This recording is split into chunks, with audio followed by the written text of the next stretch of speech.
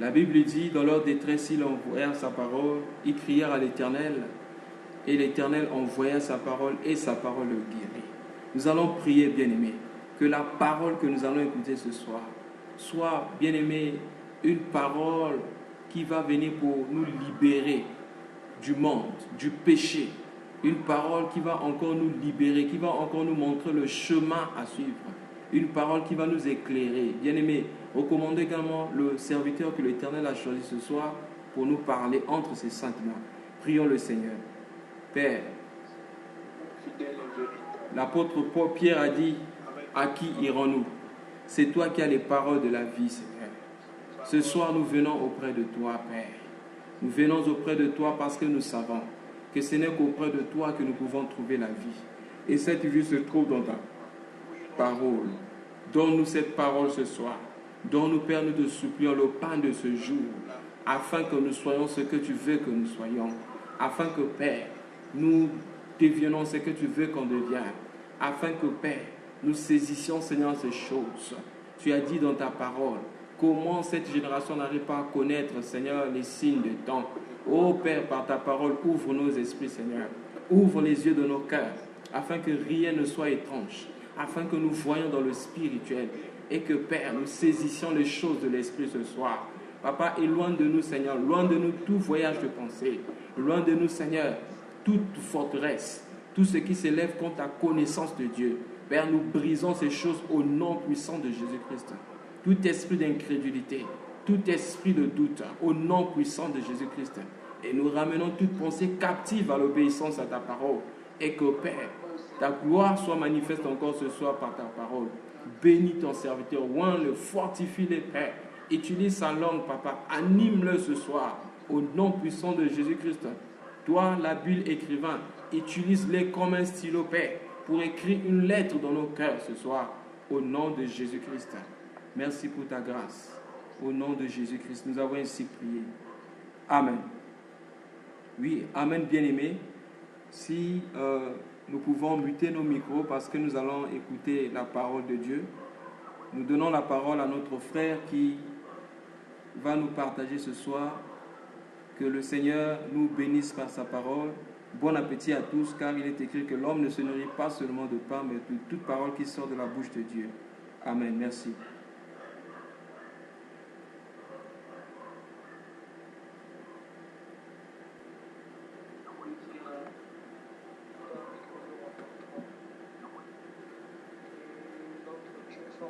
Dans nos vies, dans nos cœurs, dans notre vie quotidienne. Bien-aimés, hier nous avions parlé, nous avions débuté un thème sur les inquiétudes. Et comme sous-thème, nous avions choisi les plaintes. Et nous avions premièrement parlé des plaintes que nous adressons à Dieu. C'est-à-dire lorsque nous nous plaignons de ce qui nous arrive auprès de Dieu. Nous accusons le Seigneur être à l'origine de notre malheur, de nos situations, des problèmes, des difficultés que nous rencontrons. Et nous avions dit hier que ces plaintes-là sont dues au doute et à la crainte que nous avions. Et on a également dit encore, pour pouvoir surmonter ces plaintes, il faut avoir la foi.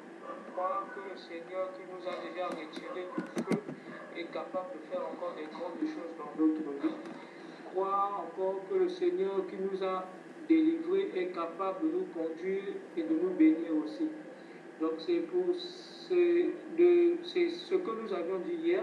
Et aujourd'hui, nous allons continuer un sous-thème sur les plaintes. Cette fois-ci, les plaintes envers les autres.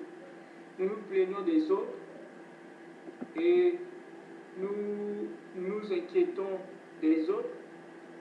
Comme hier, ces plaintes que nous avions, que nous dirigeons à Dieu envers les autres, les plaintes que nous faisons envers les autres, et dû par le fait que nous accusons les autres ou nous voulons porter des jugements sur les autres.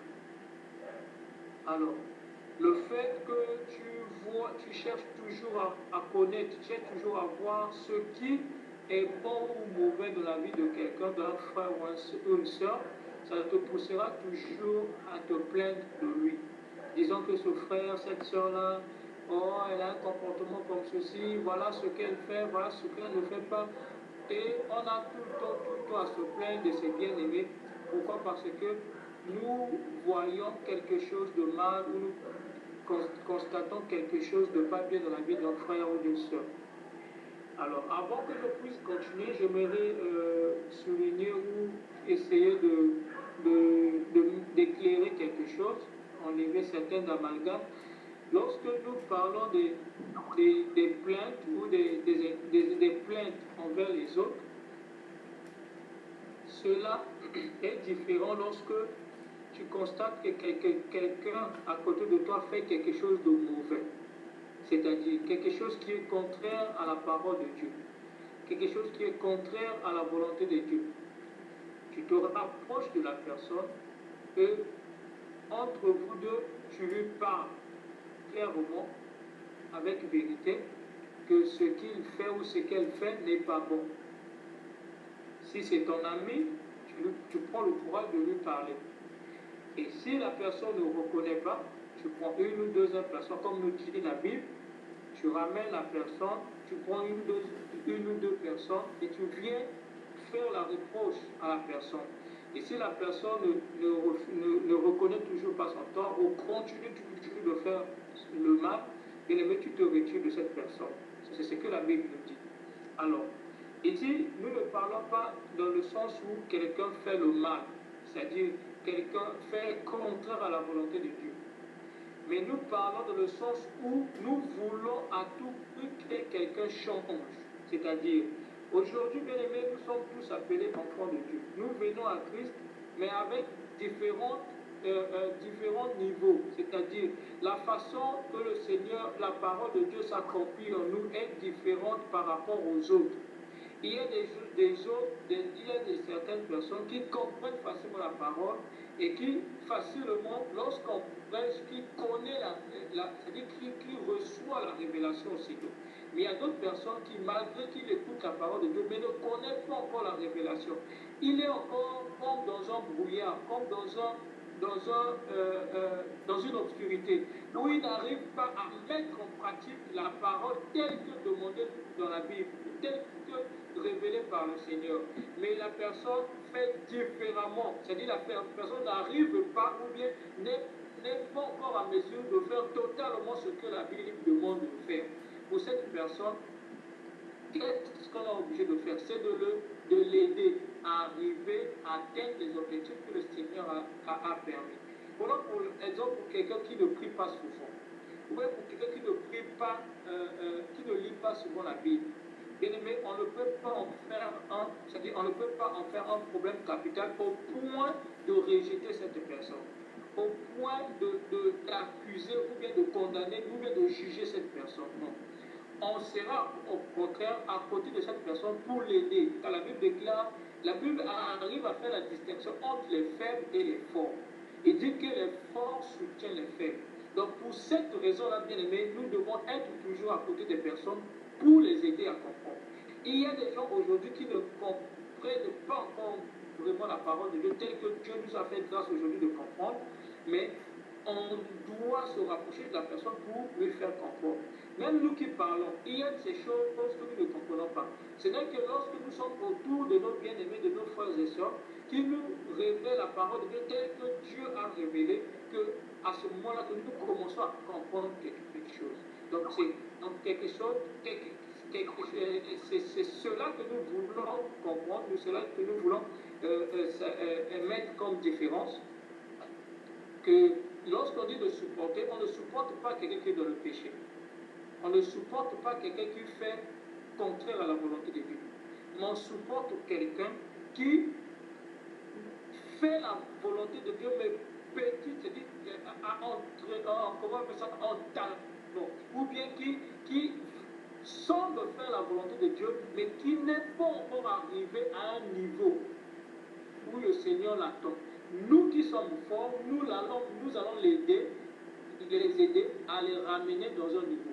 Ce que nous appelons entre guillemets les bébés spirituels. Pourquoi appeler les bébés spirituels? C'est les nouveau-nés, ceux qui viennent à peine de s'engager dans la vie chrétienne. Mais il y a ces choses qu'ils ne comprennent pas. Pour ces personnes-là, leur parler du brisement, ils ne comprendront jamais. Ils ne comprendront pas pourquoi, parce qu'ils viennent à peine de connaître Dieu. Mais pour ces personnes-là, il faut les supporter jusqu'à ce qu'ils comprennent l'importance du brisement. Pour les personnes qui viennent à peine de vivre la vie de repentance de Jean-Baptiste, il serait difficile à cette personne de leur parler de la repentance avec le Christ, qui nécessite le sacrifice, qui nécessite l'effacement, l'humilité, le brisement. Pour ces personnes-là, il serait difficile de comprendre. Mais nous qui connaissons ces choses, nous devons supporter ces personnes. Donc pour ces personnes-là, ils seront toujours tentés à ne pas s'humilier devant l'accusation, à ne pas s'humilier devant les combats ou bien l'adversité. Mais pour ces personnes-là, nous devons les supporter, les aider. On ne peut pas aujourd'hui dire pour quelqu'un qui, face à une situation, n'a pas pu tenir ferme, on ne peut pas dire de cette personne que c'est une personne qui ne connaît, ou bien qui n'est pas enfant de Dieu, ou bien qui est hors de la vie chrétienne, ou bien qu'on le considère comme un païen. Nous avions aujourd'hui des bien-aimés, des frères, qui, lorsqu'ils devant une situation, nous l'avions évoqué hier, qu'il y a des problèmes qui nous arrivent, parfois qui nous poussent même à douter de Dieu. Pourquoi? Parce que tu vois la situation tellement au-dessus de ta pensée, au-dessus de ce que tu t'attendais. Tu te dis, Seigneur, pourquoi m'as-tu abandonné? Bien-aimé, si toi tu écoutes un genre de frère en train de dire cela, ne le condamne pas, ne l'accuse pas. Mais au contraire, aide-le à comprendre qu'il est important de toujours mettre confiance en Dieu. C'est ça ce que nous sommes en train de faire. Tout le temps que le Seigneur nous aide, nous donne la possibilité, c'est entre nous édifions afin de comprendre et de gagner en maturité.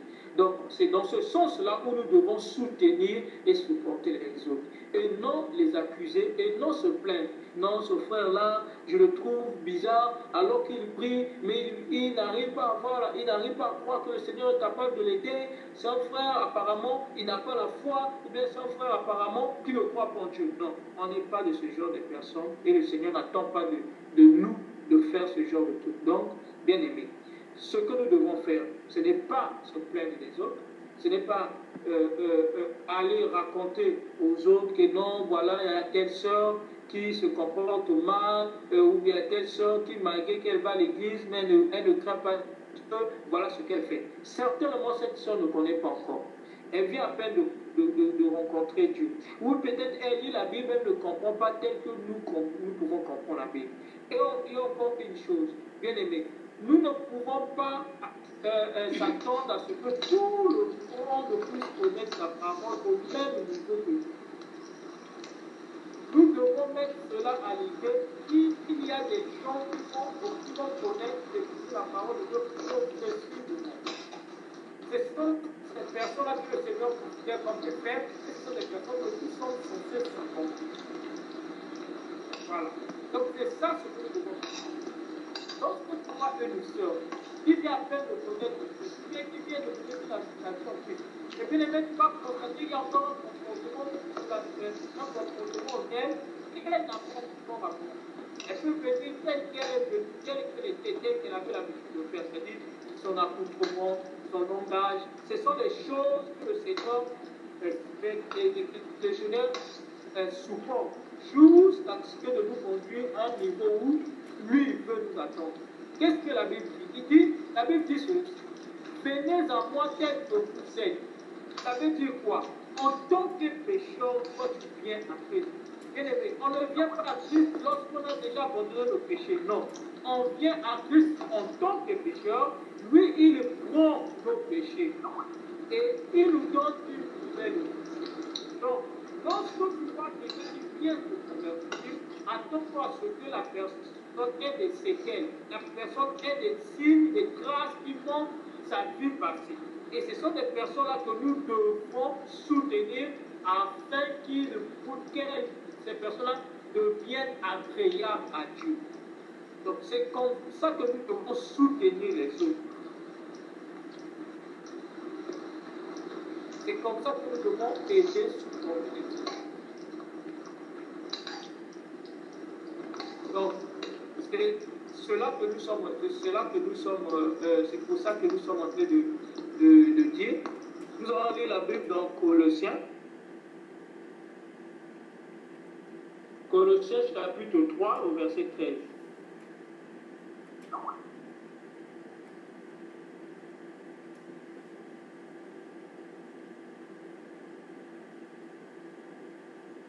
S'il y a bien aimé qui peut retrouver le passage, Colossiens chapitre 3, le verset 13. Lisons la parole dans Colossiens chapitre 3, le verset 13. Supportez-vous les uns les autres, et si l'un a sujet de se plaindre de l'autre, pardonnez-vous réciproquement, de même que Christ vous a pardonné, pardonnez-vous aussi. Amen. Oui, amen. Donc, le Seigneur nous dit de nous supporter. On supporte une personne qui n'est pas encore à ton niveau, mais qui, malgré qui n'est pas à ton niveau, qui ne comprend pas au même titre que toi. Et la Bible dit de nous pardonner. Pardonner la personne qui te fait du mal, ou bien la personne qui réagit contraire, c'est-à-dire qui te fait mal par son comportement, par ses agissements, par ses réactions. Nous sommes prêts à pardonner toutes ces personnes-là. Car la Bible veut que ces personnes-là puissent donner leur vie à Christ. Christ est venu pour ces personnes-là.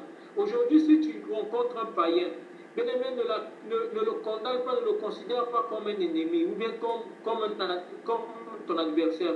Mais au contraire, ramène-le dans l'amour, montre-lui ce qui est l'amour de Dieu. Certainement, en faisant ce geste-là, tu le gagneras. Ou bien tu pousseras cette personne d'avoir une nouvelle vie, de changer. Voilà, bien-aimé. Comme nous l'avions dit hier, que la solution pour ne pas avoir des doutes, pour ne pas se plaindre de Dieu, c'est d'avoir la foi. Aujourd'hui, également, nous devons comprendre une chose. Pour ne pas que nous nous plaignions des autres, la Bible nous dit c'est d'aimer les uns, de s'aimer les uns les autres. Donc, c'est l'amour qui est le point clé.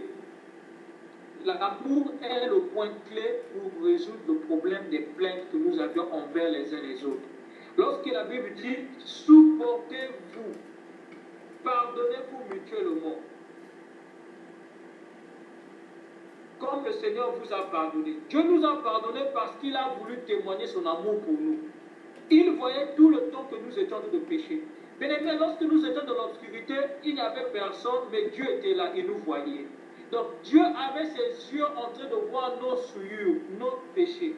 Mais malgré que ses yeux ont vu ces choses-là, Dieu n'a pas hésité pour nous pardonner. C'est ça le signe de l'amour que Dieu a manifesté envers son humanité. Oui, bien-aimé, malgré que tu vois que ton frère, ta soeur se comportent mal, et que toi, tu n'es pas capable de supporter parce que tu as un cœur qui est dur, mais le Seigneur dit ceci. De la même façon qu'il nous a pardonné, soyons aussi prêts de pardonner les autres et de les supporter. En faisant cela, nous allons les aider à découvrir une nouvelle vie, à changer. C'est ça ce que le Seigneur attend de nous. Donc, bien aimé, l'amour est le point clé pour résoudre le problème sur les plaintes envers les autres. Bien aimé, nous devons nous supporter. Nous devons nous pardonner les uns les autres. Pourquoi nous devons toujours voir quelque chose de mal dans la vie de notre frère, dans la vie de notre soeur? Pourquoi nous devons toujours être le premier à détecter le mal, le péché dans la vie de notre frère? Nous l'avions appris ici que nous devons d'abord nous examiner nous-mêmes. Chaque jour, bien aimé, nous devons vivre pour voir ce que nous faisons, ce que nous ne faisons pas. C'est alors que nous serons capables de changer, de demander à Dieu de nous aider. Mais si, bien aimé, nos yeux sont fixés sur les autres, comment les autres vivent, comment les autres marchent, bien aimé, il est difficile qu'aujourd'hui la gloire de Dieu se manifeste. Pourquoi? Parce que nous avons que les yeux sur les autres en cherchant des erreurs en eux pour les accuser, pour se plaindre ou bien pour les condamner. Dieu ne veut pas que nous jugeons les gens tels que nous voyons avec notre chair, avec nos pensées. Mais Dieu veut que nous utilisions la justice de Dieu. La justice de Dieu, il y a l'amour dans la justice de Dieu. Donc, bien aimé, c'est ça ce que le Seigneur veut nous faire comprendre. Au lieu d'avoir les yeux fixés sur les autres, cherchons à connaître ce qui se passe en eux, cherchons à découvrir leur vie, leur nature. Bien aimés, restons concentrés sur ce qui est à nous. Est-ce que nous sommes prêts à supporter les autres? Bien aimés, il y a une chose que nous devons comprendre. Ce n'est pas parce que Dieu nous a fait grâce aujourd'hui de connaître la parole de Dieu, de découvrir la vérité de Dieu, que les autres sont devenus des ennemis, que les autres sont devenus des mauvais ou bien des enfants du diable. Non. La même grâce que Dieu le Seigneur nous a faite, il est capable de faire pour autres. C'est à nous de pouvoir demander à Dieu de les aider. Comme nous l'avions dit dernièrement, pour éviter d'accuser les autres, intercédons pour les autres là. Au lieu pour ne pas accuser les autres, prions que le Seigneur puisse les aider à les faire sortir de cette situation, de leur nature. C'est ça que le Seigneur attend de nous. Oh, une chose encore. Bien-aimés, lorsque nous sommes dans la vie chrétienne, ou bien lorsque nous rencontrons des bien-aimés, des frères et sœurs, qui prient, qui se disent chrétiens ou chrétiennes, mais par leur nature, il est difficile de découvrir, il est difficile de dire que cette personne est chrétienne ou chrétienne. Bien-aimés, à ces personnes-là, qu'est-ce qu'il faut faire? Il faut seulement les enseigner. Maintenant, lorsqu'il faut les enseigner, il ne faut pas être pressé. Il ne faut pas s'attendre à ce qu'ils puissent connaître le même jour. Car la Bible déclare, nous parlons, nous s'aimons. Mais lui, il fait quoi? Il fait croître. Nous allons s'aimer juste la parole de la vie de nos frères et de nos sœurs. Ne soyons pas là à attendre que ces personnes soient transformées. Au contraire, recommandons ces mêmes personnes qui écoutent la parole de Dieu, comme dans ce couple-là, à Dieu, afin que le Seigneur puisse les toucher et puisse faire croître le fruit qui se trouve dans leur cœur, c'est-à-dire la parole de Dieu. Que le Seigneur puisse transformer ces personnes-là. C'est comme ça, bien aimé, que nous serons capables de supporter les uns les autres. Mais si aujourd'hui, en prêchant la parole de Dieu, en demandant aux autres de comprendre la vérité de Dieu, mais si nous les pressons, nous sommes impatients, cherchons à ce que les personnes changent subitement, ou bien changent directement, automatiquement, bien aimé, il serait difficile. On sera tout le temps s'inquiéter. On dira, ce frère, nous prions ensemble avec lui, je lui prêche la parole de Dieu, mais comment se fait-il? Il est toujours dans cette nature. Comment se fait-il? Il se trouve toujours dans cette situation. Non, bien aimé, Dieu seul connaît. Bien aimé, le Dieu d'amour, il est très patient.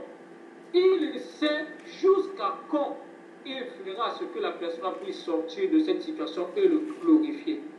Mais nous qui sommes les hommes, nous sommes pressés. Nous sommes pressés parce que nous voulons que la personne change aussitôt. Nous voulons que la personne, dès qu'il écoute la parole de Dieu, que demain la personne ne fasse plus totalement ce qu'elle ne faisait.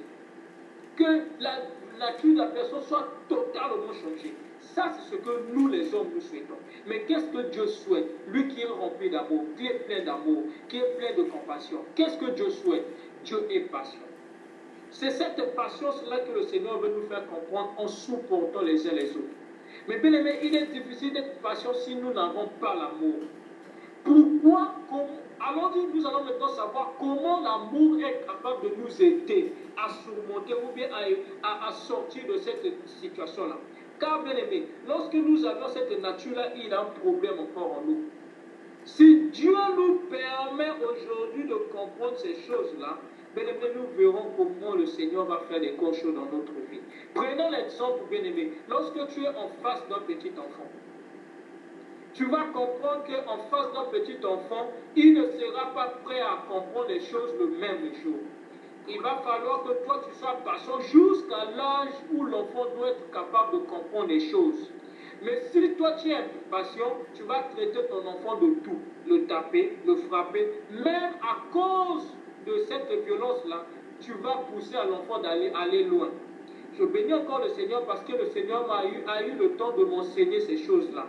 C'est vrai que ce n'est pas en un jour que j'ai fini par comprendre ces choses, mais au fur et à mesure, il permettait certaines situations pour que je comprenne. J'ai une nièce. Une nièce, mais j'avais l'habitude, lorsque je suis en face d'un enfant qui fait le contraire de ce que je lui demande, je tapais souvent. Donc lorsqu'il y a un problème, je me lève, je tape l'enfant. Mais au fur et à mesure, depuis que Dieu a commencé à m'aider à comprendre, j'ai commencé à manifester, à essayer de découvrir ce que l'amour de Dieu nous enseigne, la patience. J'ai un enfant qui, lorsque je lui dis quelque chose, elle fait le contraire de ce que je lui dis. Et malgré cela, malgré la colère que j'ai, le Seigneur me fait comprendre qu'il n'est pas encore, et je ne dois pas taper, je ne dois pas m'énerver. Car en s'énervant, je peux pousser à l'enfant de faire ce que moi je ne voudrais pas qu'elle fasse. Parce que lorsque tu tapes l'enfant, l'enfant aura peur de toi, l'enfant va fuir, va aller loin parce que l'enfant se dira que mon parent-là ne m'aime pas. Et l'enfant va aller se confier à une autre personne. Et cette personne qui n'a pas qui n'a pas la même charge que toi, ou bien qui n'a pas les mêmes intentions, peut se servir, peut profiter de l'enfant et profiter de l'enfant. Ce sont des choses comme ça que certains parents ont aujourd'hui poussé leurs filles à aller dehors parce qu'ils étaient très durs avec les enfants. Oui, bien aimé, c'est vrai que ce n'est pas facile de voir ton enfant dérouté. Ce n'est pas facile de voir ton enfant faire le contraire de ce que tu lui demandes. Mais bien aimé, certainement avec un corps de patience, tu verras qu'un jour l'enfant arrivera à comprendre, aura une certaine conscience. L'enfant aura conscience de certaines choses et va commencer à comprendre. Même si l'enfant va tomber dans les erreurs, mais ta prière serait que les erreurs-là ne conduisent pas l'enfant au pire, mais que le Seigneur, malgré qu'il est temps, qu'il le relève. La Bible nous fait comprendre que 7 fois le juste tombera, 7 fois il le relèvera. Le Seigneur parle d'un juste qui tombera 7 fois. Pourquoi? Seigneur, 7 fois aussi le relève. C'est parce que son amour est patient. L'amour de Dieu est patient, bien-aimé. C'est cette patience-là qui va pousser à ce que nous puissions surmonter les autres. Mais pour avoir cette patience, il faut avoir l'amour. Il faut avoir l'amour. Il est difficile, bien aimé, si nous n'avons pas l'amour, d'être capable de supporter les uns les autres, d'être capable de se fasser, d'être capable de se briser. C'est l'amour, bien aimé, qui est la clé de toutes choses. Pour que cette nature-là puisse nous quitter, il faut que nous ayons cet amour. Alors, bien aimé, qu'est-ce que la Bible nous dit? Nous allons lire la Bible dans Luc. Luc chapitre 3, à partir du verset 8.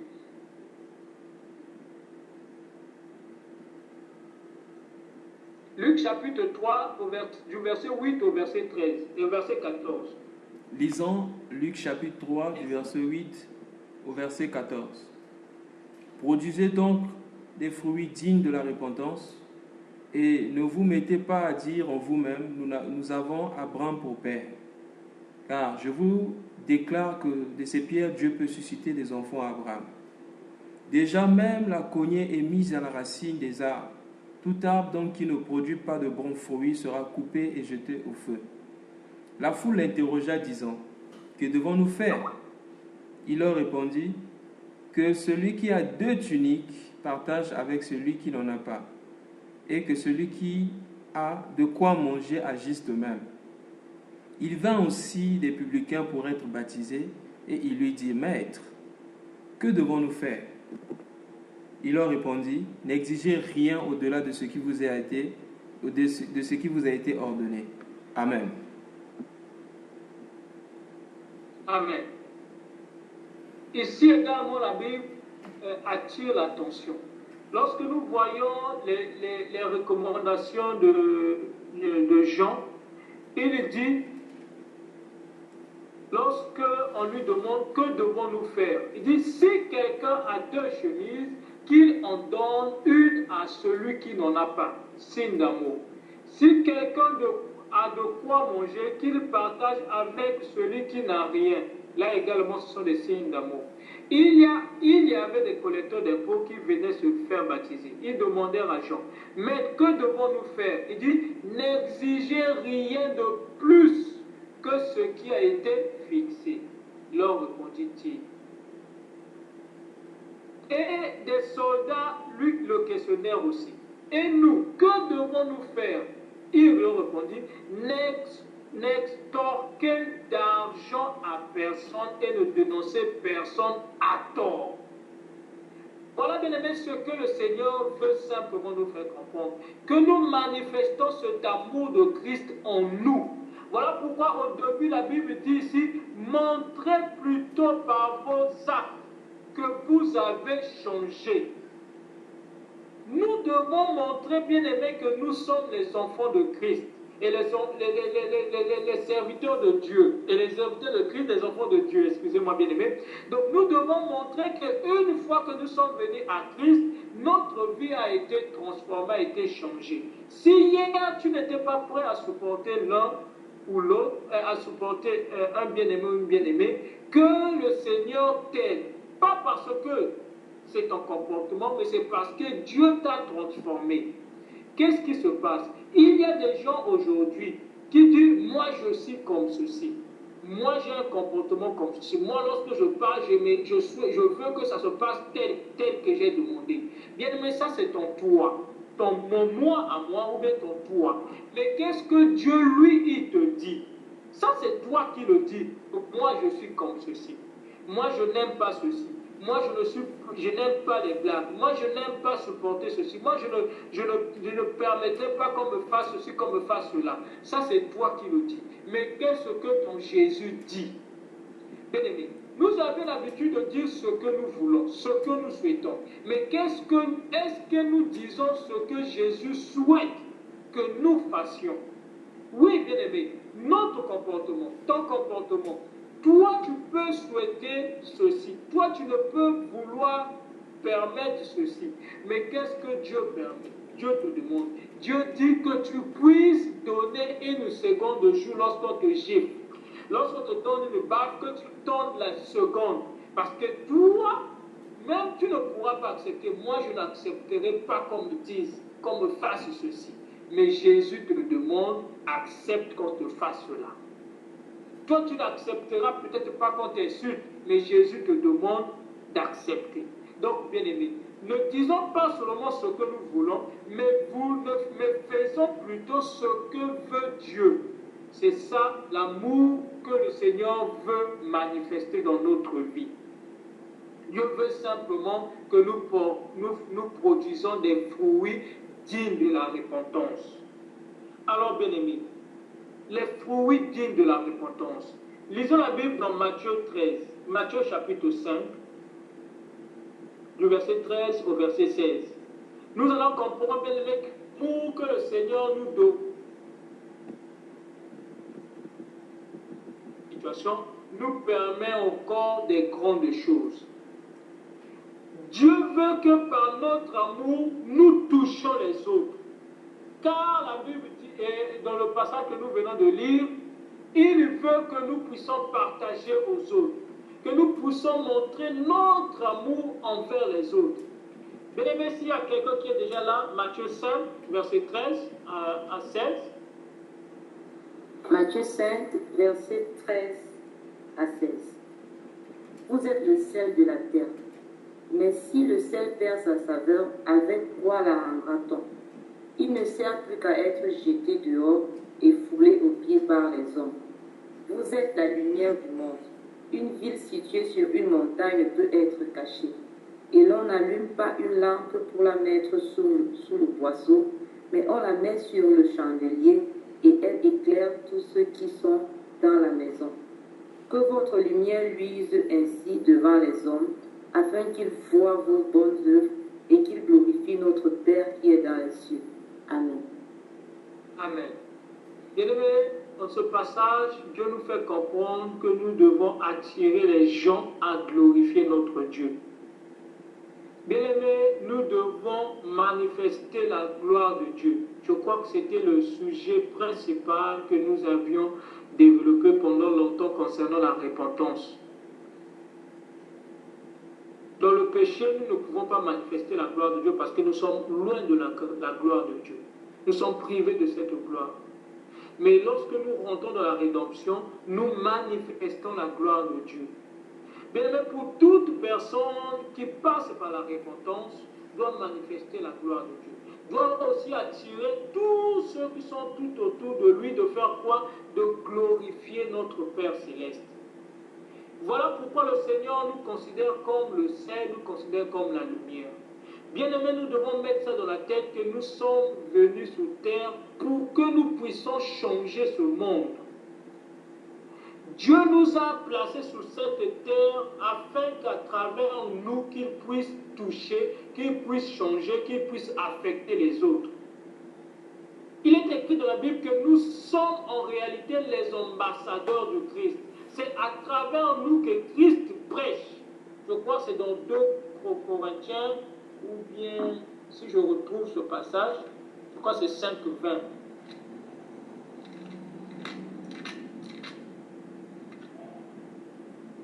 Voilà, 2 Corinthiens chapitre 5, verset 20. Je lis rapidement, c'est juste une parenthèse. Il dit, nous sommes donc ambassadeurs pour Christ, comme si Dieu exhortait par nous. Nous vous supplions au nom de Christ, soyez réconciliés avec Dieu. Bien aimé, le Seigneur se sert de nous pour exhorter les autres. Mais si nous ne manifestons pas cet amour envers ceux qui ne connaissent pas Dieu, ceux qui ne connaissent pas l'amour de Dieu, comment pourrons-nous les attirer vers Dieu? Comment Dieu peut se servir de nous pour les attirer vers nous? Bien aimé, en parlant de l'amour, c'est très important pour que nous comprenions cela. L'amour est très important.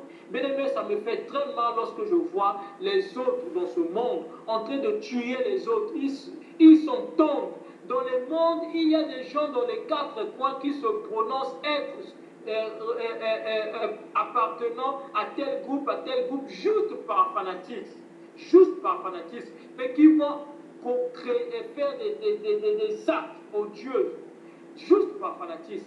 Mais nous qui sommes chrétiens, nous qui sommes issus de l'amour véritable, en réalité, nous ne le faisons pas. Il n'y a pas de chrétiens qui sont unis au point de toucher la grande partie de ce monde-là.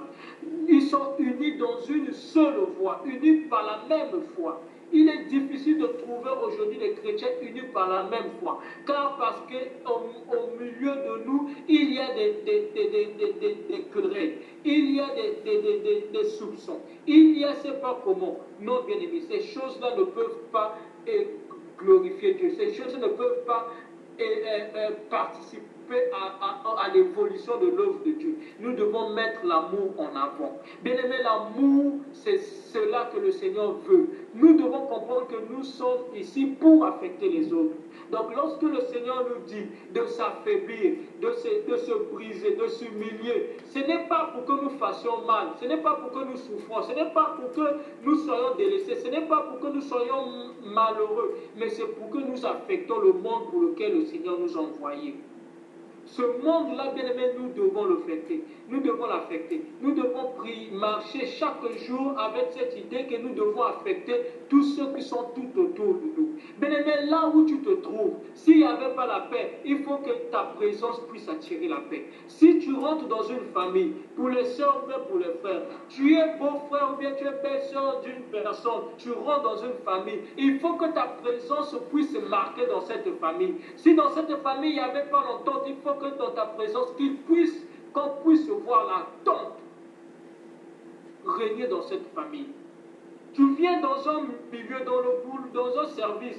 Si tu vois qu'il n'y a pas la paix, qu'il n'y a pas le bonheur, qu'il n'y a pas la joie, il faut que toi, ta présence puisse affecter et puisse susciter cette joie-là.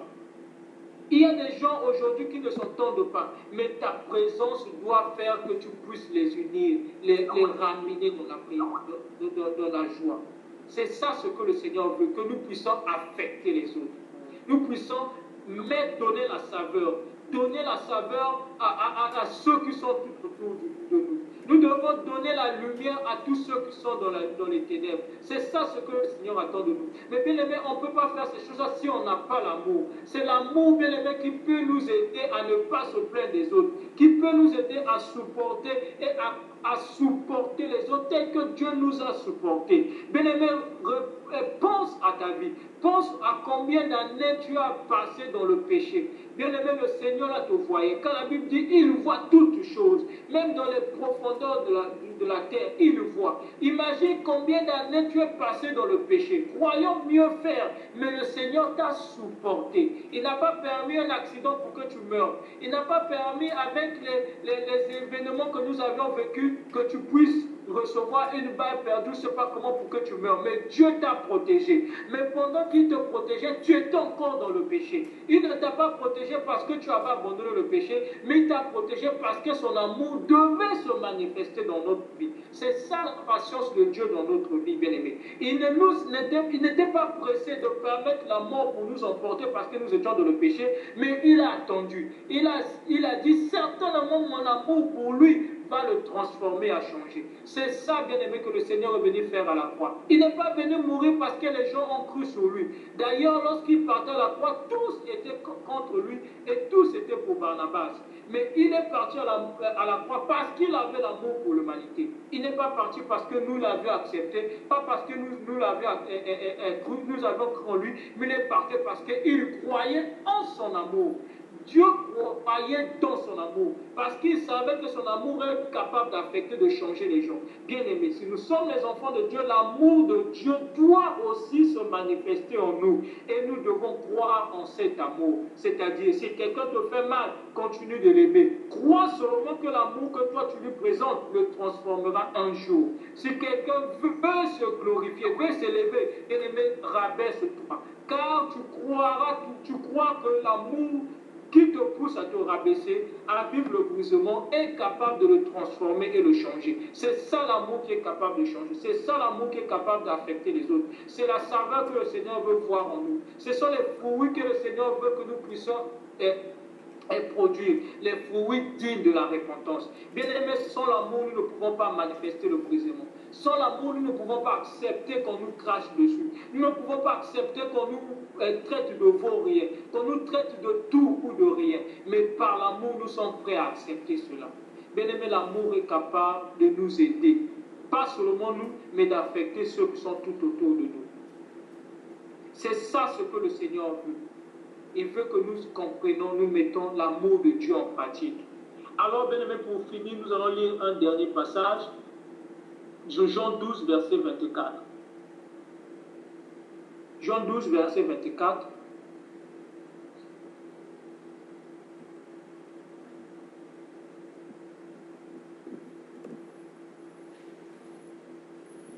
Lisons Jean chapitre 12, verset 24.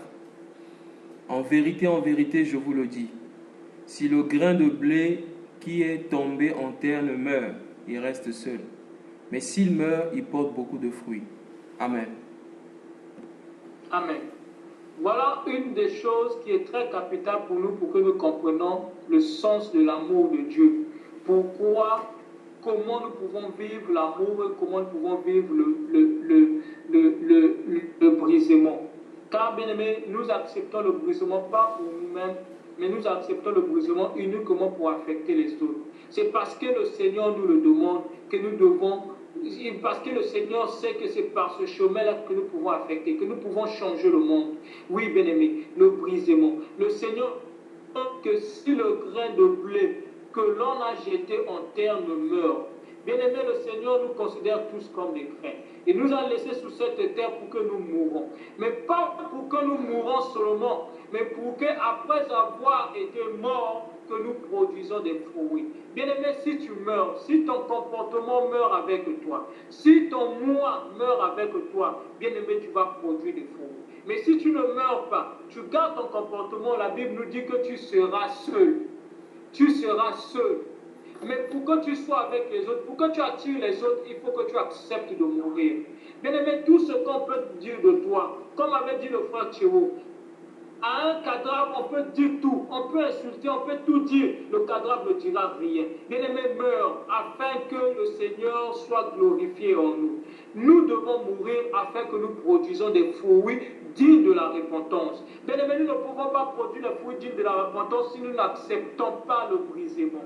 Si nous n'acceptons pas la repentance de Christ qui est le sacrifice, qui est la mort en lui et ressuscité avec lui. C'est ça ce que le Seigneur attend de nous. Bien aimé, que le Seigneur nous aide.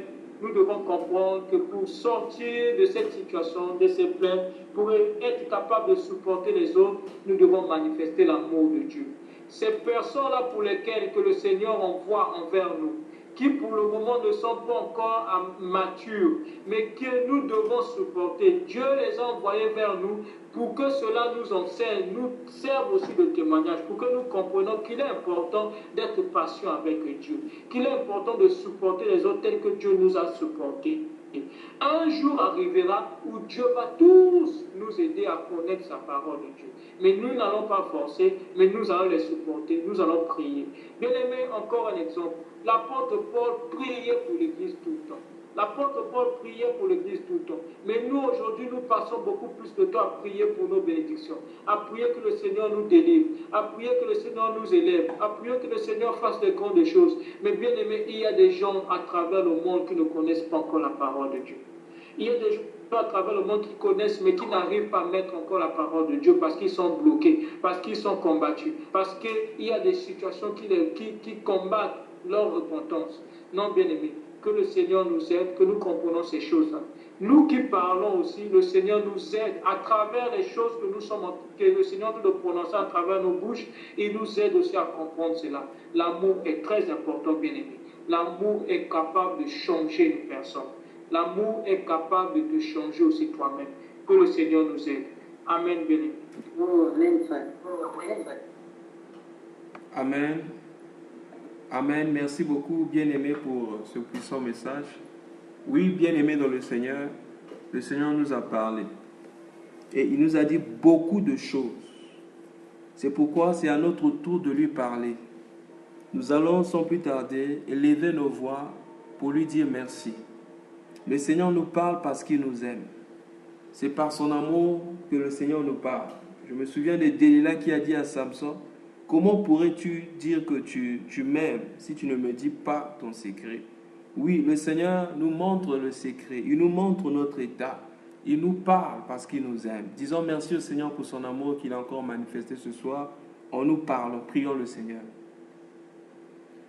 Père, nous te disons merci. Priez. Si nous avons bien compris le message, le centre de tout, bien-aimé, que ce soit de la patience, de tout, c'est l'amour. Nous allons prier que le Seigneur ouvre nos yeux spirituels afin que nous comprenions quel est l'amour de Dieu pour nous, quel est l'amour et la patience que Dieu a eu pour nous. Et nous allons prier que cette même patience puisse nous conduire à avoir la même patience envers les hommes que Dieu a créés à son image. Prions le Seigneur. Oui, Seigneur. Nous venons à toi, gloire, que Dieu nous a aimés et que nous devons aimer nos frères comme Dieu nous a aimés. Nous devons être patients comme le Seigneur a été patient pour nous. Nous devons supporter les faibles comme le Seigneur nous a supportés. Nous allons prier le Seigneur qui nous donne un cœur patient, qu'on soit patient envers les faibles. La Bible dit que vous qui êtes forts devez soutenir ceux qui sont faibles. Pas vous plaindre de ceux qui sont faibles, mais soutenir ceux qui sont faibles. Comment? En les conseillant et en priant pour eux. Prions le Seigneur bien-aimé. Oui, bien-aimé, nous avons appris ce soir que Dieu veut manifester son amour sur cette terre au travers de nous. Que lorsqu'on nous voit, que les hommes puissent remarquer l'amour de Dieu, la bonté de Dieu et la patience de Dieu. Tu vas prier le Seigneur. Que tu sois vraiment un ambassadeur qui communique le royaume de Dieu partout où tu passes. Que tu laisses la paix. Vous savez, David a dit, le bonheur et la grâce, pas me trouveront, mais m'accompagneront. C'est-à-dire que David marche devant, le bonheur et la grâce l'accompagnent derrière. C'est-à-dire que partout où David passait, bien-aimé, il laissait derrière lui la paix. Il laissait le bonheur et la grâce. Et la Bible dit que nous avons reçu la bénédiction d'Abraham. La bénédiction d'Abraham, le Saint-Esprit. Quelle était cette bénédiction? Que toute la terre, toutes les familles de la terre seront bénies en toi. Nous allons prier le Seigneur parce que nous avons reçu le Saint-Esprit. Que partout où nous allons passer, bien-aimés, qu'on laisse la paix, qu'on laisse l'unité, qu'on laisse le bonheur, l'amour, la grâce. Prions le Seigneur bien-aimé. Père, nous avons lu que nous faisons fonction d'ambassadeurs car Dieu était en Christ réconciliant le monde avec lui-même.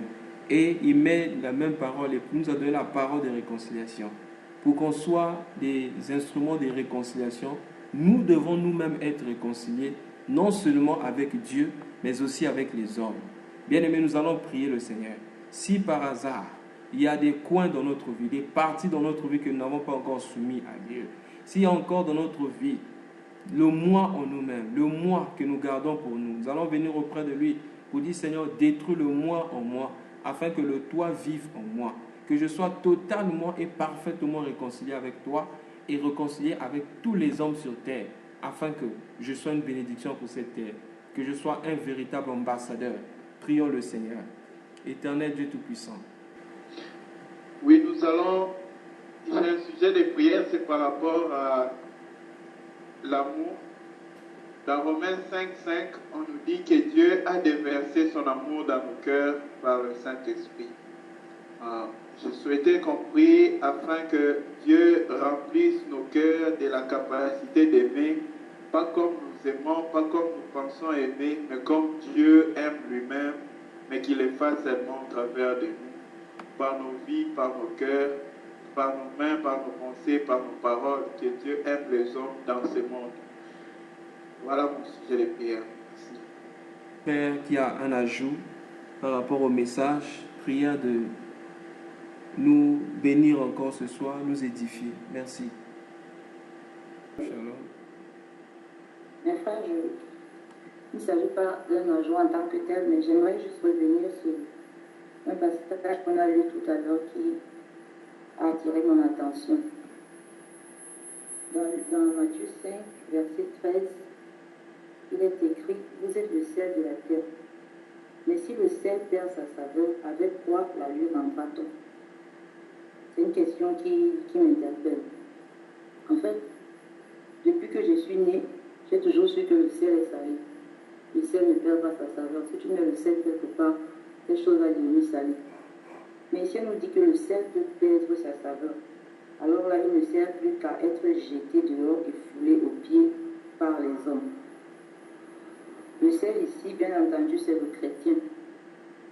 Tel que le frère Frélin nous l'a dit aujourd'hui, le chrétien doit être celui-là qui, quand la sauce est fade, il ajoute le sel pour que la sauce ait toute sa saveur. Or, nous, les femmes qui préparons, savons qu'il y a au moins 3 sortes d'assaisonnement. Il faut parler du sel. Soit c'est trop salé, c'est pas bon. Soit c'est pas salé du tout, c'est fade. Ou alors c'est salé convenablement, alors là c'est parfait. Quand est-ce que le chrétien qui a le sel peut être amené à ne pas assaisonner une sauce, à ne même pas apporter sa saveur quelque part? C'est quand on est ce genre de chrétien qui ne parlons jamais de Dieu. On se retrouve devant un groupe de personnes, on ne sait même pas que nous sommes chrétiens. On se conforme tout simplement à tout ce qu'ils font. On les suit. On a honte de dire qu'on croit en Dieu. Ça, ce sont des chrétiens qui n'assaisonnent pas du tout la sauce, qui sont tout simplement fades. Et maintenant, il y a aussi ceux qui assaisonnent un peu trop, pour que ça soit vraiment trop salé. Et là aussi, c'est pas bon. C'est le genre de chrétiens qui utilisent leur chair et leur moi pour montrer qu'ils sont chrétiens. Ils n'ont aucun amour quand ils vont vers les gens pour les évangéliser. Quand ils sont autour des personnes qu'ils veulent ramener, ils n'ont aucun amour, déjà comme le frère disait. Ils n'ont aucune patience, ils n'ont aucune douceur, ils n'ont même pas de la miséricorde pour dire ok, il faut que celui-ci on lui donne du temps. Ils vont directement avec force pour dire voilà, tu seras salé que tu ne veux pas. Ils n'ont aucune tempérance. Ils ne savent même pas utiliser la sagesse de Dieu pour ramener les personnes. Bref, ce sont des chrétiens qui ne se nourrissent pas des fruits de l'esprit, qui ne sont pas guidés par l'esprit pour aller vers les gens, pour les évangéliser. Ce sont ces personnes-là qui rendent la saveur du repas un peu trop salée, gens qui ont visé la mer. Donc ma prière, c'est que Dieu fasse de nous ces chrétiens-là qui rendent le repas salé, mais de façon parfaite. Comme on a coutume de dire, le sel est bon, tout est bon. Donc on ait la sagesse de Dieu, l'Esprit de Dieu, pour nous conduire vraiment à être le vrai sel, le bon sel qui n'a pas perdu sa saveur. C'était ça mon ajout. Que Dieu nous bénisse. Amen, ma foi. Amen. Merci beaucoup, sœur Annette. Gloire au Seigneur. Est-ce qu'il y a un autre bien-aimé qui a un ajout par rapport au message? Grâce à Dieu pour ce qu'il fait ce soir. Dieu me parle, moi. J'aimerais en profiter pour apporter aussi une parole d'édification pour le peuple de Dieu. Exode 32, le verset 32. Nous allons commencer au verset 30 jusqu'au verset 32. Le lendemain, Moïse dit au peuple, vous avez commis un grand péché.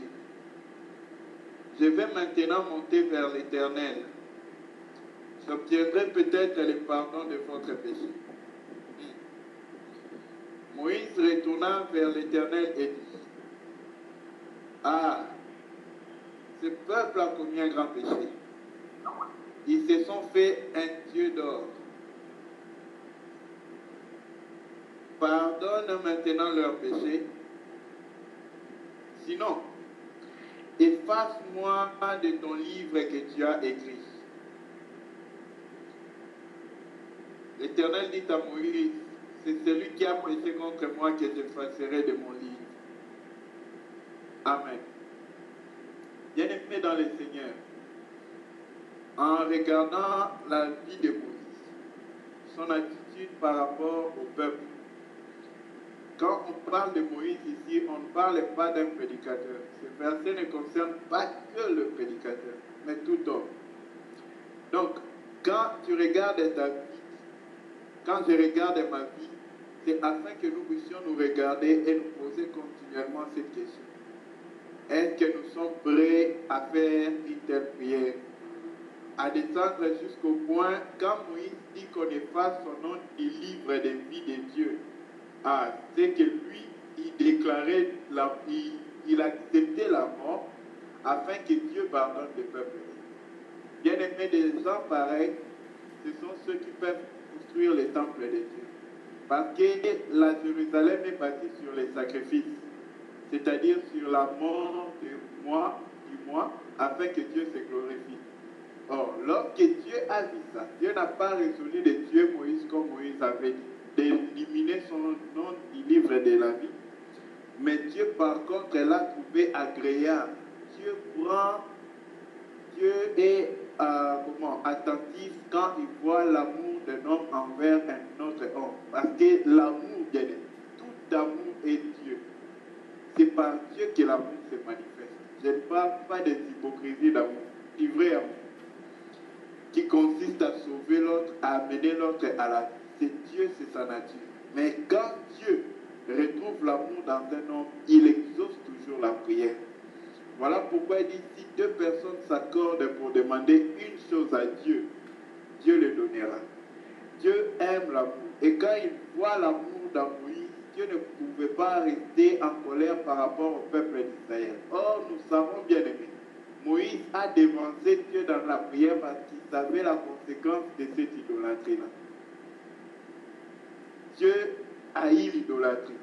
Mais à cause de l'amour de Moïse pour le peuple que Dieu lui avait donné, Dieu a eu compassion de cela.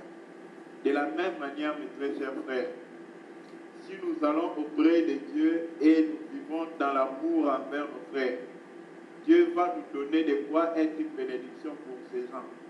C'est par la compassion et l'amour que Jésus a tout le temps fait des miracles pour bénir les hommes. Ce n'est pas par la puissance, c'est par la compassion. Vous allez voir dans Luc, dans Matthieu, il est écrit à plusieurs reprises, émis de compassion pour la faute. Il a multiplié les cas. Émis de compassion pour. Voilà la force par laquelle Dieu agit. Par la miséricorde et la compassion. C'est par là qu'il révèle son amour. Merci. Amen. Merci beaucoup, bien-aimé Paul, pour cette édification. Que le Seigneur te bénisse encore. Oui, bien-aimé, est-ce qu'il y a un autre frère ou une soeur qui a une édification par rapport au message? Oui, shalom, bien-aimé. J'ai pensé par rapport à ce que le bien-aimé Frélin nous a exhorté, par rapport aux plaintes que nous avons souvent contre les frères que nous supposons être moins que nous, spirituellement, que nous pensons être faibles spirituellement. Bien-aimé, souvent, cela arrive dans notre vie, comme le bien-aimé venait de dire. parce que nous avons failli concernant la compréhension de l'amour que Dieu a pour nous. Si nous considérons ces gens qui peut-être qui ne font pas ce que nous faisons comme des aveugles spirituels, et si nous avons compris, si nous le considérons également comme des aveugles spirituels ou des aveugles charnels comme ça, bien aimé, cela va nous aider à avoir plus de compassion. Quand nous voyons, bien aimé, un aveugle passer, qui, par exemple, qui s'est cogné quelque part, est-ce qu'on va se fâcher contre l'aveugle? Certainement pas. Parce que nous savons que l'aveugle ne voit pas. Alors même ces bien-aimés qui ne marchent pas selon peut-être la parole ou tel que nous voulons qu'ils marchent, devons savoir que ce sont des aveugles. Bien-aimés, si un aveugle aujourd'hui se cogne quelque part, nous aurons la compassion. Et qu'est-ce que nous allons faire? Nous irons vers l'aveugle pour chercher à le tenir, le conduire, l'aider à marcher. Pourquoi? Parce que nous savons que l'aveugle ne fait pas exprès, mais c'est parce qu'il ne voit pas. De même, spirituellement, les choses que nous avons comprises jusqu'aujourd'hui, jusque-là, bien aimés, c'est par la grâce que nous avons compris ces choses. Considérons, bien aimés, ces gens-là, même ceux qui nous font du mal, comme des aveugles simplement. Et cela va nous donner la compassion pour chercher, bien aimés, à les aider. Et même, remarquez le passage que le bien-aimé a donné, il dit quand un frère a péché, la première des choses, va voir ton frère. Si tu ne le gagnes pas, va prendre un autre frère, allez. Si tu n'arrives pas à gagner le frère, prends toute l'église. Mais qu'est-ce que nous faisons? Dès qu'on écoute, par exemple, une faiblesse par rapport à un frère, on ne va même pas voir le frère, on commence à parler de ça directement à tout le monde. Pourquoi? Parce que l'amour de Dieu, comme le bien-aimé Paul l'a présenté, il cherche toujours bien-aimé à gagner. Nous nous rappelons de Jésus quand il traversait la Samarie. La Bible dit que, comme on n'avait pas voulu le recevoir, Jean et Jacques ont dit, Seigneur, veux-tu qu'on commande le feu du ciel pour brûler ces hommes? Jésus a dit, vous ne savez pas par quel esprit vous demandez ces choses. Le Fils de l'homme n'est pas venu pour sauver. Il n'est pas venu pour perdre, mais il est venu pour sauver. Vous ne savez pas par quel esprit vous demandez cela. Bien aimé, lorsque nous partons évangéliser, ou quand nous faisons des messages aux gens pour chercher à ce que ces gens-là soient gagnés au Seigneur, est-ce que c'est par compassion ou par obligation? Celui qui est fait par obligation, il le fera simplement parce que il ne veut pas être condamné dans son cœur pour dire, ok, je t'ai prêché l'évangile, c'est à toi de choisir ou pas. Si tu vas en enfer, ce n'est pas mon problème. Non, bien-aimé, nous devons aller auprès de ces bien-aimés avec un esprit bien-aimé de compassion. C'est alors que nous aurons la capacité de supporter leurs faiblesses. Mais si nous n'avons pas la compassion, ça sera difficile, ça sera comme une obligation. Et Dieu ne veut pas que nous travaillons sous ce régime-là, avec cette influence d'obligation. Mais le Seigneur veut que nous travaillions comme le Seigneur lui-même. Il était rempli de compassion. Il a guéri parce qu'il avait la compassion. Lorsque nous voulons prier pour un malade, est-ce que c'est parce que nous avons la compassion du malade ou parce qu'on veut que les gens sachent que nous sommes puissants? C'est très important bien de comprendre ces choses. C'est alors que nous allons marcher selon la pensée de Dieu. Merci bien-aimé Paul et bien-aimé Frélé encore pour ces ajouts. Merci beaucoup sœur Annette. Nous sommes très bénis ce soir. Oui, bien-aimé dans le Seigneur, est-ce qu'il y a un autre frère qui a un ajout par rapport au message que nous avons écouté ce soir?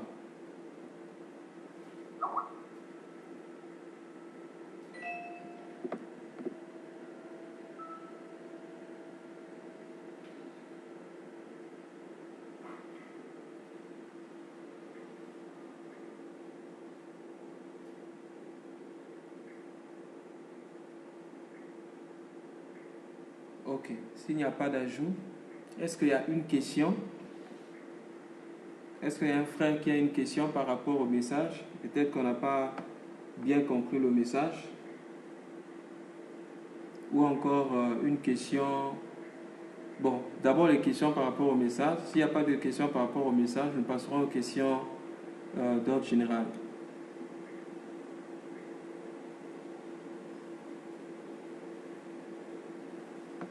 Ok, pas de question pour le message. Est-ce qu'il y a une question par rapport au message?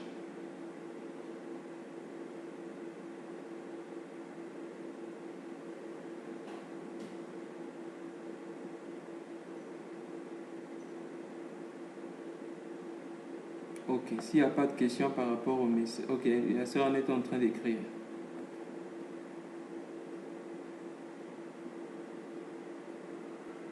Ok.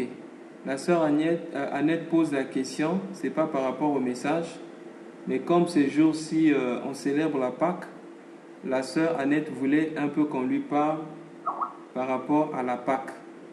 Donc la parole est donnée à tout le monde. Parlons de la Pâque. Que signifie la Pâque? Que représente la Pâque par rapport à la Nouvelle Alliance? Je sais qu'il y a beaucoup de grâce ici, donc je donnerai la parole aux frères pour nous édifier sur cela. Merci. Moïse a dit aux enfants d'Israël, retenez bien le jour où l'Éternel vous fait sortir dans ce pays. Le jour viendra où les enfants de vos enfants demanderont pourquoi nous fêtons cette fête. Vous allez leur dire que c'est parce qu'en ce jour-là, l'Éternel nous a fait sortir de l'Égypte. Donc, je pense qu'il serait nécessaire de répondre à cette question aujourd'hui. Et si on ne peut pas tout dire sur la Pâque, que la sœur aussi ne nous en veuille pas, parce qu'on ne pourra pas tout dire avec le temps. Vu que Dieu respecte le temps, il est le Dieu qui agit dans son temps. Je vais apporter ma part d'édification par rapport à ceci. Lorsque nous parlons de la Pâque, en ces temps d'aujourd'hui, dans cette nouvelle alliance, la Pâque, c'est un homme. C'est ce que je veux qu'on essaye de prendre d'abord. Pour les anciens en Israël, la Pâque, c'était un jour. Ils avaient raison de fêter la Pâque comme un jour, parce que leur Pâque était un jour.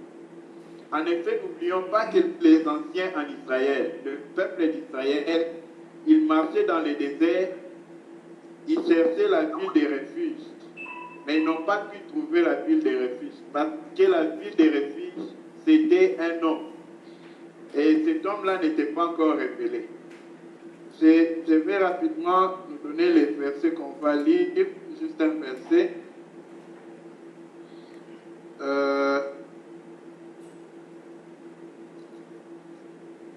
Prenons 1 Corinthiens 5, le verset 7.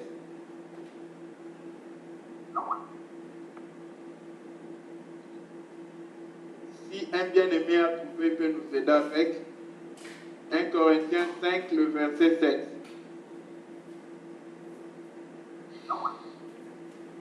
Je pense que ça sera suffisant, donc je prendrai ça. 1 Corinthiens 5, 7. L'apôtre Paul dit ceci. Faites disparaître le vieux levain, afin que vous soyez une Pâque nouvelle, puisque vous êtes sans levain, car Christ, notre Pâque, a été immolé. Donc, en réalité, quand on parle de la Pâque, ce n'est pas une fête, mais c'est un nom.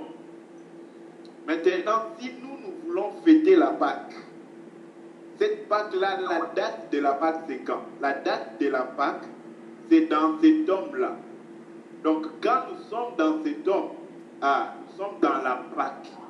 Et c'est en lui que nous fêtons la Pâque. Comment nous fêtons la Pâque? Relisons le même verset. Il dit, faites disparaître le vieux levain. Le levain, c'est la souillure, c'est tout ce qui est impur, tout ce qui n'est pas de la justice de Dieu. Maintenant, il dit, faites disparaître le vieux levain afin que vous soyez une Pâque nouvelle. Pour fêter la Pâque, il faut être une Pâque nouvelle. C'est-à-dire la Pâque, devenir un pain. Voilà. Puisque vous êtes sans levain. Quand est-ce que nous sommes sans levain? Car Christ, notre Pâque, a été immolé. C'est dans la Pâque que nous devenons sans levain. Maintenant, celui qui est dans la Pâque, c'est-à-dire en Christ de Jésus-Christ, bien aimé, celui-là fête la fête des Pâques. Et la fête des Pâques, où on vit sans levain, on se jouit du bonheur d'être dépouillé du levain. C'est en Jésus-Christ. Donc, qui est en Christ, il est dans la fête de Pâques, il fête la fête de Pâques, il vit Pâques. Mais celui qui a un jour pour se souvenir que Jésus était mort, il n'est pas sur la croix avec Jésus. Il est quelque part, mais pas sur la croix. Mais il y a un jour, il dit, quand même, il a été mort. Mais dès que les 24 heures là passent, à la 25e heure qui est le jour suivant, il oublie Jésus. Il attend encore après un temps pour commémorer. Oh, bien aimé, quand on a parlé du tabernacle céleste, on a expliqué comment celui qui entre dans le tabernacle céleste, il n'a plus de cérémonie. J'aimerais prendre un dernier témoignage. Pardonnez-moi et supportez-moi s'il vous plaît. Colossiens 2,16. Je pense que c'est bien là. L'apôtre Paul touche pour expliquer par rapport au fait, à la lune et à toutes ces choses. Il dit que ces cérémonies n'étaient qu'une ombre. Colossiens 2, verset 16. Que personne ne vous juge.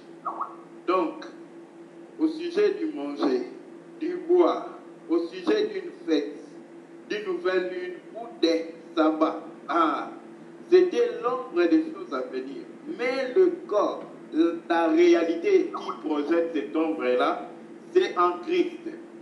Donc la fête des Pâques, c'est en Christ. Merci. Amen, amen. Merci beaucoup, bien-aimé Paul. Il y a une question qui s'est levée directement. Pour répondre à la question, c'est le verset 8. On dit, célébrons donc la fête. Il faut continuer un peu, s'il te plaît.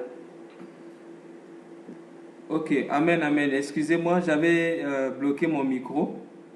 La réponse à la question qu'on a posée, comment faire disparaître le vieux levain, c'est juste le verset qui suit. Le verset 8 dit, célébrons donc la fête, c'est-à-dire la fête de Pâques, non avec du vieux levain, non avec un levain de malice et de méchanceté, mais avec les pains sans levain de la pureté et de la vérité. Le frère a dit que nous sommes ces pains-là.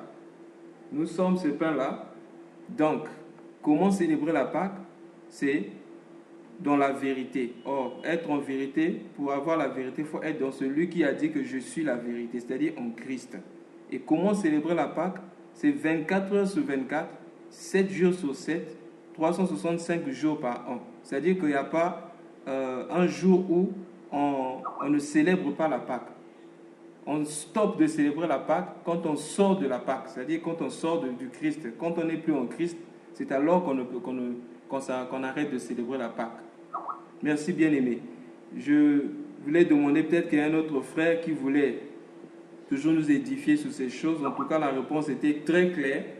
Et quand le Seigneur fera grâce que les bien-aimés qui connaissent bien ces choses touchent encore sur ces choses, certainement on va essayer d'expliquer ça en détail en prenant l'ancienne alliance et la nouvelle alliance. N'oublions pas, juste avant la Pâque, il fallait qu'on prenne par exemple l'animal, jeune animal, c'était le soir entre deux soirs.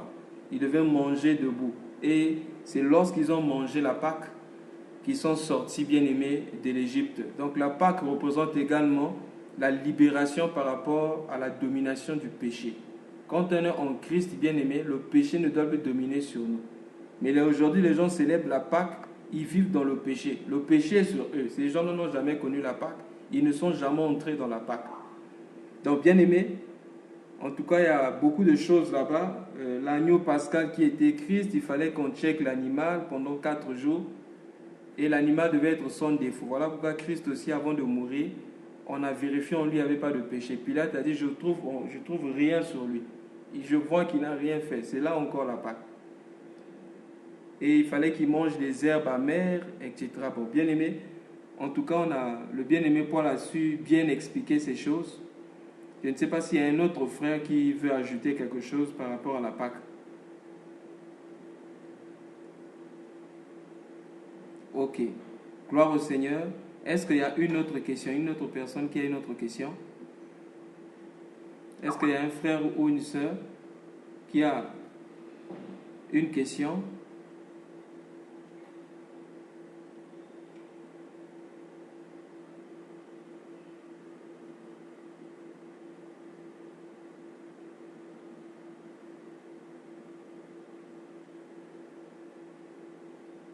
Ok, pas de questions. Est-ce qu'il y a un frère? Shalom. Oui, frère. Oui, je m'excuse. J'en profite pour quelque chose. Quand Jésus devait mourir, il y a une seule chose que le Seigneur nous a demandé de faire en se souvenant de lui. C'est la Sainte Seine. Là, il dit, à chaque fois que vous briserez ce banc, vous vous rappelez de ma mort et de ma résurrection. Jésus nous demande de nous souvenir de la Sainte Seine, de sa mort par la Sainte Seine. Donc, si nous devons nous souvenir de la vie et de la mort de Jésus-Christ, ce n'est pas le jour de la Sainte Seine, mais c'est parce que tous les jours, bien aimés, nous sommes dans la Sainte Seine. Mais la cérémonie de la Sainte Seine, bien aimé, cela n'est pas la Pâque. Cela n'est pas du tout la Pâque. La Pâque, c'est en Christ. Parce que je rends grâce à Dieu, j'étais en train de penser à toutes ces choses, je pense avant-hier, parce que c'est un peu stressant quand on voit que petit à petit, celle qui suce le sang des saints est en train d'opérer. Parce qu'on voit son venin entrer même dans les lieux où on n'attendait pas cela. Mais Dieu est fidèle, c'est en lui que nos yeux sont fixés, nous savons qu'il nous gardera jusqu'à son jour. Mais bien aimés, au jour du Seigneur, on aura le temps d'expliquer toutes ces choses. Le Seigneur nous a demandé de faire la Sainte Seine pour se souvenir de sa mort. Mais sa mort, nous ne nous souvenons pas seulement de cela. Nous portons sa mort et nous marchons dans sa mort parce que nous espérons la résurrection. Il n'y a aucune résurrection hors de sa mort. C'est dans la mort de Christ qu'il y a la résurrection. Merci beaucoup. Donc je voulais juste insister sur le point de la Sainte Seine. C'est là où Jésus nous a demandé de nous souvenir. Mais Jésus qui était lui-même là-bas n'a pas dit qu'on fait une fête de Pâques comme au temps d'Israël. Merci. Amen. Merci beaucoup, bien-aimé, pour l'ajout. Aujourd'hui, les gens célébraient le vendredi saint. Aujourd'hui, c'était férié ici en Inde. Et partout, c'est la célébration du vendredi saint. Comme information, les apôtres n'ont jamais célébré ça. Et le Seigneur n'a jamais dit aux gens de célébrer le vendredi saint. Merci beaucoup, bien-aimé. Est-ce qu'il y a un autre frère qui a une préoccupation, une question?